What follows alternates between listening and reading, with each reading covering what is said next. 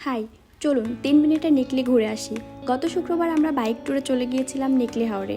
ভোর 6টায় আমাদের টিমের সবাই এক জায়গায় হই এবং এখানে আমাদের দুপুরের খাবার এবং প্রয়োজনীয় জিনিসগুলো সবার বাইকে বেঁধে নিচ্ছিল। তারপর সকাল 7টায় আমরা রওনা দিই। তারপর আমরা রাজেন্দ্রপুর সেনানিবাসের অপোজিটে বৈশাখী হোটেলে সকালের নাস্তাটা সেরে নিয়েছি। সবাই সবার পছন্দ মতো নাস্তা করে নিল। এই তো টানা 4.5 ঘন্টা জার্নি করার পর আমরা সেই কাঙ্ক্ষিত স্থানে পৌঁছে গেলাম। আহা, এক মুহূর্তে সমস্ত ক্লান্তি উড়ে গেল, চোখ দুটি শান্ত হয়ে গেল। যা গরম পড়েছিল, এই গরমে একমাত্র আচারই পারে অস্থিরতা দূর করতে। পর আমাদের বোট রেডি, এখন এখানে এক এক করে বাইকগুলোকে বোটে তোলা হচ্ছে। তারপর রওনা দিলাম মিঠামইনের উদ্দেশ্যে। যতদূর চোখ যাচ্ছে শুধু পানি আর পানি। এখানে এসে গোসল না করলে নিকলি ভ্রমণই বৃথা, তাই সবাই ঝাঁপিয়ে পড়ছিল পানিতে। এদিকে আমার পুচকু দেবর, সেও পানিতে নামবে বলে দাঁড়িয়ে আছে। এখানে এসে সবাই যেন শৈশবে ফিরে গেল। লাফালাফি, ঝাপাঝাপি, কি আনন্দ সবার চোখে মুখে। এখানকার বাচ্চাগুলোও অনেক ট্যালেন্ট, এতটুকু বয়সেও এরা সাঁতার কাটতে পারে এবং পানিতে সবসময় খেলাধুলা করছে। এইদিকে আমার পুচকু দেবর আনন্দে আত্মহারা হয়ে গাছ থেকে লাফ দেয়, কিন্তু সে সাঁতার পারে না। লাফ দেওয়ার পরপরই সে ডুবে যায়। তারপর আঙ্কেলরা তাকে উদ্ধার করে। একটা জিনিস লক্ষ্য করলাম, এখানকার মানুষের জীবিকা নির্বাহের একমাত্র মাধ্যম হচ্ছে এই নৌকা।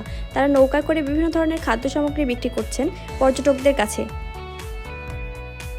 সবাই মিলে খুব মজা করলো। এইদিকে এই আন্টিগুলো পানিতে নেমে অনেক মজা করছিল, যদিও ওনারা অন্য বোটের। তারপর সেখান থেকে রওনা করলাম আবারও। এবার আমরা বোটে বসে সবাই মিলে দুপুরের খাবার খেয়ে নিচ্ছিলাম। দুপুরের মেনুতে ছিল বিফ বিরিয়ানি, সালাদ এবং সাথে ছিল কোল্ড ড্রিঙ্কস। এই অনুভূতিটা অসাধারণ ছিল। এভাবে খোলা পরিবেশে মাঝ নদীতে এভাবে সবাই মিলে একসাথে খাওয়ার মজাই আলাদা। এই তো আমরা এই পারে পৌঁছে গেলাম। বাইকগুলো নামিয়ে নিল। তারপর আমরা বাইকে করে চলে যাচ্ছি মিঠামইন অষ্টগ্রামে। প্রচণ্ড রোদ ছিল, তারপরও অনেক ভালো লাগছিল।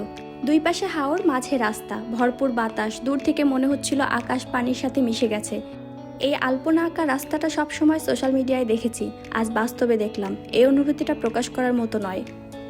পানিতে রোদ পড়ছিল, পানিগুলো রোদের আলো ঝলমল করছে। সবাই সবার মতো করে ঘুরছে। প্রচণ্ড রোদ গরমেও আমরা আমাদের ঘোরাঘুরিকে থামাইনি। আমরা ঘুরেছি এবং দেখেছি। এত সুন্দর পরিবেশ ছিল, যেটাকে আমরা উপভোগ করেছি সবাই মিলে। প্রচণ্ড গরমে অস্থির হয়ে সবাই লেবু শরবতের দোকানে ভিড় জমিয়েছে। এই পারের ঘোরাঘুরি শেষ করে আমরা আমাদের বোটে উঠে রওনা করলাম। সূর্য ডুবে যাওয়ার পর পরিবেশ আরও সুন্দর হয়ে গিয়েছিল। এই সময়টা সবাই সবার মতো উপভোগ করছিল। কি সুন্দর পরিবেশ! আমরা চোখ দিয়ে যা দেখি সেগুলোকে আমরা ক্যামেরাবন্দি করে যতই উপস্থাপন করার চেষ্টা করি, আসল সৌন্দর্যটা কখনোই ফুটিয়ে তুলতে পারি না।